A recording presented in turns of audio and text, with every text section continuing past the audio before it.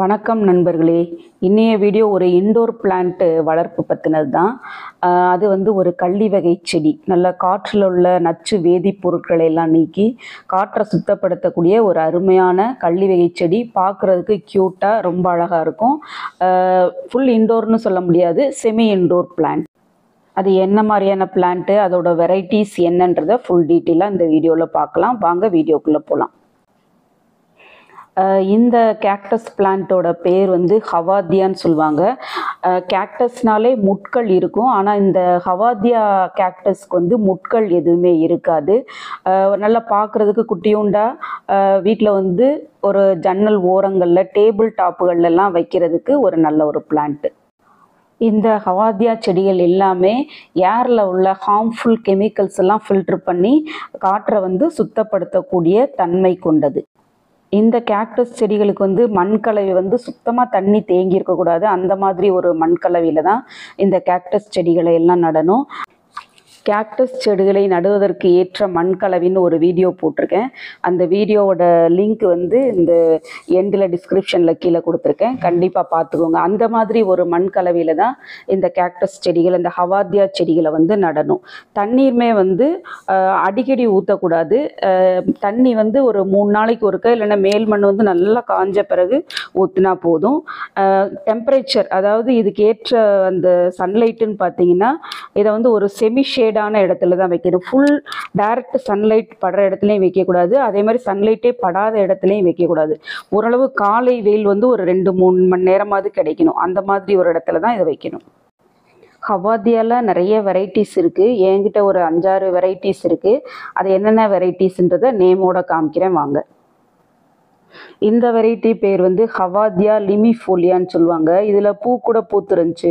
Already இதை பற்றி ஒரு ஷார்ட் கூட போட்டிருக்கேன். அந்த பூ நல்லா காஞ்சிருச்சு, அதனால் கட் பண்ணி விட்டுட்டேன். இந்த செகண்ட் வெரைட்டி பேர் ஹவாத்தியா ஃபேசியேட்டா ஜீப்ரான்னு சொல்லுவாங்க. காமனாக ஜீப்ரா பிளான்ட்டுன்னு சொல்லுவாங்க. அந்த வரிகள்லாம் இருக்குது பார்த்தீங்களா, கோடு கோடாக. அதனால தான் இந்த இதுக்கு அந்த ஜீப்ரான்ற பேர் இருக்குது. அடுத்து இன்னொரு வெரைட்டி கிட்டத்தட்ட அது மாதிரி தான் இருக்கும், ஆனால் அந்த லைன்ஸ் இருக்காது.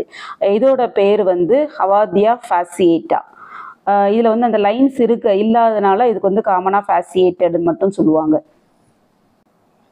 இந்த வெரைட்டி பார்க்குறதுக்கே ஒரு வித்தியாசமாக, பார்க்குறதுக்கே ரொம்ப அழகாக இருக்கும். இந்த செடி ஹவாத்தியா ரெயின்வாட் பி அப்படின்னு சொல்லுவாங்க. ஸ்பெல்லிங் மேலே கொடுத்துருக்கேன், பார்த்துக்கோங்க. இந்த வெரைட்டிலாம் டேபிள் டாப்புகள் எல்லாம் வைக்கிறதுக்கு ஒரு பெஸ்ட் பிளான்ட்டுன்னே சொல்லலாம்.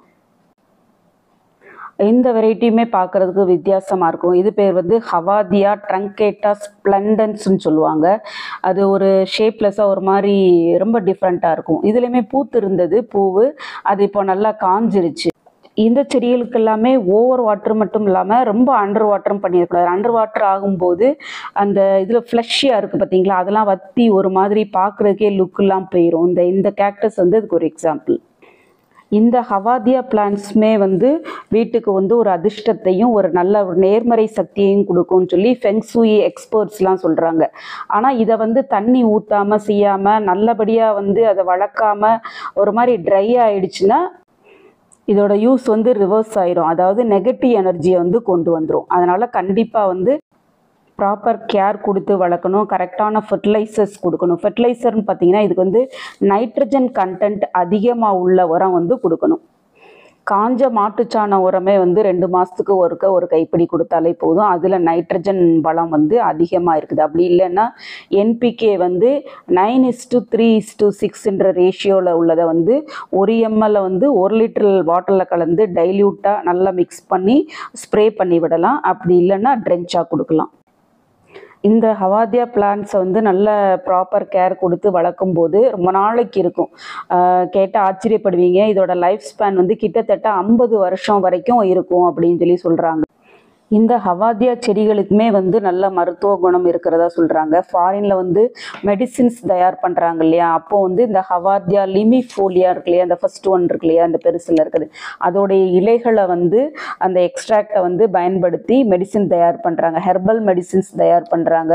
அது பிளட்டை பியூரிஃபை பண்ணுறதுக்கு, இருமலுக்கு, ஸ்கின்ல ரேஷஸ் அந்த மாதிரி ப்ராப்ளம் வர்ற மெடிசின்ஸ் பயன்படுத்துகிறாங்க. இந்த ஹவாத்தியா செடிகள் எல்லாமே எல்லா நர்சரியிலையுமே கிடைக்குமான்னு தெரியாது. இன்டோர் நர்சரிகளில் வந்து சில வெரைட்டிஸ் கிடைக்கிறதுக்கு வாய்ப்பு இருக்குது. ஆன்லைனில் சர்ச் பண்ணால் நம்ம வந்து ஒவ்வொரு வெரைட்டிஸாக வாங்கி கலெக்ட் பண்ணலாம். நீங்களும் வந்து ஒரு கேக்டஸ் லவராக இருந்தீங்கன்னா ஆன்லைன் பர்ச்சேஸ் பண்ணலாம். இந்த ஹவாத்தியா செடிகளை நல்ல ஒரு மண் கலவையில் தண்ணீர் மட்டும் ரொம்ப ரொம்ப கவனமாக பார்த்து மேல் மண்ணை நல்லா காஞ்ச பிறகு ஊற்றி வளர்த்தோம்னா நம்ம எல்லாராலையுமே ஈஸியாக இந்த ஹவாத்தியா கேக்டஸை வளர்க்க முடியும். சரி நண்பர்களே, இந்த ஹவாத்தியா வளர்ப்பு பற்றின டிப்ஸ் உங்களுக்கு பிடிச்சிருந்ததுன்னா மறக்காமல் என்னோட சேனலை சப்ஸ்கிரைப் பண்ணி பெல் ஐக்கானையும் எனேபிள் பண்ணிடுங்க. மீண்டும் அடுத்த வீடியோவில் வேறொரு புதிய வகை செடியை பற்றிய பதிவுடன் உங்களை சந்திக்கிறேன். அது வரைக்கும் பை நண்பர்களே.